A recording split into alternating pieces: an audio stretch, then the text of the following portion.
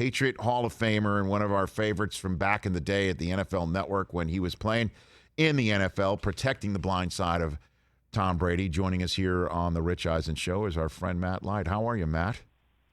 My man, Mr. Rich, it has been a long time. It has been. It's been way too long. So, two things. I wanted to have you on to talk about this and your foundation, and two, to personally thank you for beating Michigan State a couple of weeks ago. So that was very helpful to my alma mater. So good stuff out of you, Boilermaker. Good stuff out of you. Yeah, buddy, and I got a daughter that's there as a sophomore, and while last year was tough for anybody that has kids or, school-aged, siblings or whatever, this year has made up for it, and in large part just the excitement of that team. I mean, those guys are playing really well. Didn't go so well for them in good old Columbus last weekend. That'll happen. But, that'll happen. Yeah, they've got two really good players. But listen, when I heard you talk earlier about this Atlanta Super Bowl, yes, sir, it brought me back to I left the Super Bowl that year with my lovely wife Susie, and we were flying back during the entire game. Right, so I'm on a plane with my headphones, watching a little seat back screen. Yep. And miserable. I mean, it was, and by the way, we're going into Boston, and half the plane were clearly Falcons fans, or they just despise New England for some unknown reason. And for that turn of events to happen in such a small space where seemingly everything was going right for everyone on the plane but my wife and I, and then to have them win, that was a kind of a unique way to watch that one. Yeah, man. I mean, on Twitter, too, it was, let's go to Jimmy G. Brady's done. Like, Brady's career is over at halftime of that game. That's what was being said. And then they moved on to the second half, which was Cincinnati, on steroids, and the rest is history. So I'll place to you in front of you, Matt Light, who was there and watched it all go down. Earlier this week, I said that Mac Jones is operating this offense just like Brady did when he had his first crack at it in that first year in 2001. And then Kurt Warner even went on and raised it and said that Mac Jones is being asked to do more and is actually doing more than what Brady did. You were there. What do you think when you see Mac Jones run this offense right now? Well, it looks really good, and that's coming from the standpoint, if you go back and look at, weeks 1 through 5, you saw him making good decisions. You saw him making some good throws. But what we really came away with watching Mac in those early few weeks was the fact that this kid was getting destroyed. I mean, he would release the ball and get leveled. And these weren't little hits. These were legal, hardcore hits that would have shaken up any quarterback in the National Football League. And the thing that really got my attention was the fact that not only did he continue to stand in there and make great throws, but he didn't get discouraged, and he didn't try to do more than he should. And a lot of those things are reminiscent of how Tommy played, right? I mean, go out there, don't make mistakes, manage the offense. We got a good running game. We're going to, ground and pound when we can, and that running game, as it always does, opens up the passing game. And there are a lot of similarities between those two, but I wouldn't say that, Mac Jones is being asked to do more than Tom did, because in that first year, there were so many things that people didn't realize going on with injuries and this, that, and the other. Tommy managed it about as good as you could do for a guy stepping in. So give me some of those things we might not be aware of from Brady's first season that you're talking about. Well, I mean, look, the number of times, I can tell you this much, the number of times that number 12 in New England, and I'm sure, there's times where it's happened down there in Tampa, went out in that field where he was 75%, 80% dealing with, a toe or dealing with an ankle or dealing with a hand, dealing with a shoulder, dealing with broken ribs. I mean, he's one of the toughest players, and you don't hear that very much from offensive linemen talking about quarterbacks. So I know that. So the fact that you're being coy right now, are you telling me that as a retired man, a grown-ass man, that 20 years later you're still afraid of talking about injuries about the Patriots from 20 years ago? Am I picking that up with you, Matt Line? Am I picking that up? Because that's the rule? Like you're still, even in retirement, not allowed to talk about 20-year-old injuries from a season? Oh, just hold on a second. The Belichick drone's about ready to fly over. I'll have about a 3-second window here. Well done, Matt. Well done. So, no, but looking at Jones, do you see moments where it looks like that looks exactly what Tom did in that first year? Do you have moments like that? Well, yeah, for sure. I mean, and listen, and talking to the guys that are playing there now, the David Andrews and, guys that have been there and they're leaders in their own right. One of the things they said back during training camp, before anybody saw what this kid was going to do when the bullets were flying for real, they kept saying, hey, man, I've got faith in this kid. This kid came in. He's ready to work. He's ready to get it done. So that told me everything I needed to know going into it. I didn't have question marks whether or not they brought in the right guy. It was just, okay, what's going to happen when it really, comes down to it and there's one of those situations. But, look, this kid continues to impress. He continues to get better. And I would say that as a whole, my biggest worry for this team this year was not Mac Jones. It was, hey, you brought in a lot of different chess pieces. How in the world are you going to get them all to play together in season one? And it's taken a little bit of time to develop those things. But as you noted earlier, the defense is playing really good football, really good fundamental football. In the secondary up front, the whole nine. The offense is getting it done. Again, the running game, in my opinion, is key. And that's opening up everything else, but they got a quarterback that can make the throws. Yeah, Matt Light here on the Rich Eisen Show, 3-time Super Bowl champion. Look, man, it's always dicey to even twitch in the direction that I twitched in earlier this week and I'm doing with you right now, because the ultimate headline is, Mac Jones is another Tom Brady, and clearly there's only one of those. We'll never see another like Tom, ever. And that said, though, having somebody run the offense in a manner that looks efficient and smart, and that could blossom into somebody who can make any comeback happen at any fourth quarter during a season.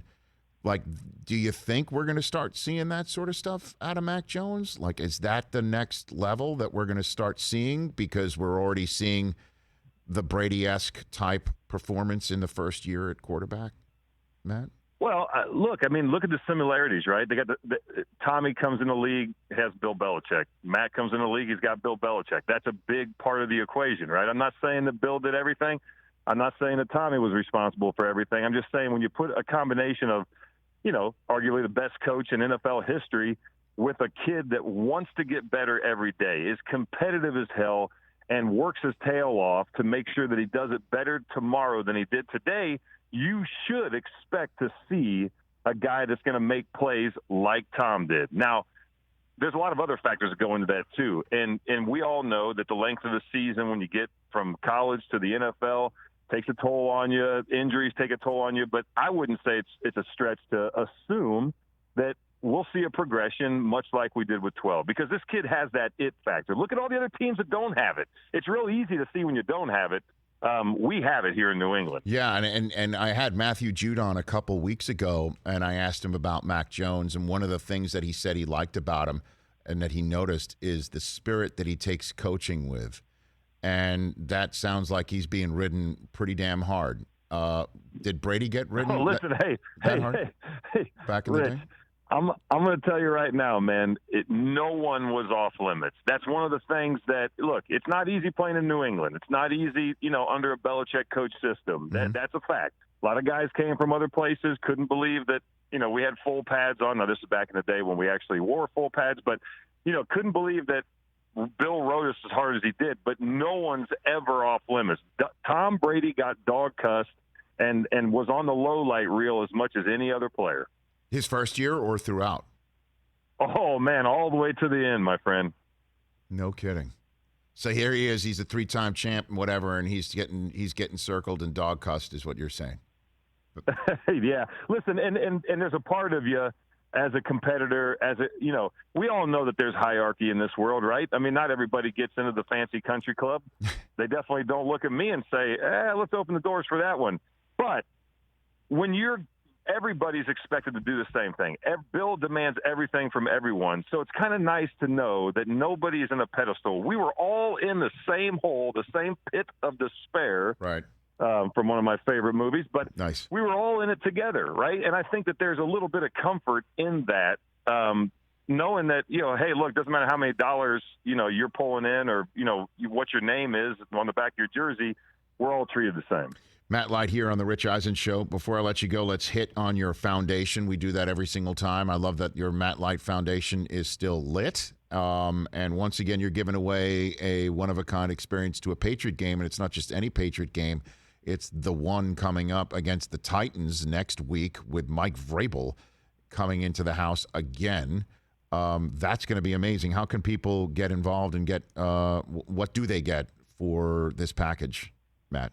Well, listen, we've got a suite given to us. A good friend of ours from the little town of Mendon, Imperial Motors, gave us his entire suite, said raise as much for the Light Foundation as you possibly can. So if you go to mattlight72.com and you want to go to the Titans game, you got all the information there. You'll be at the Titans game in style, in a suite, all the booze, all the food, everything done for you.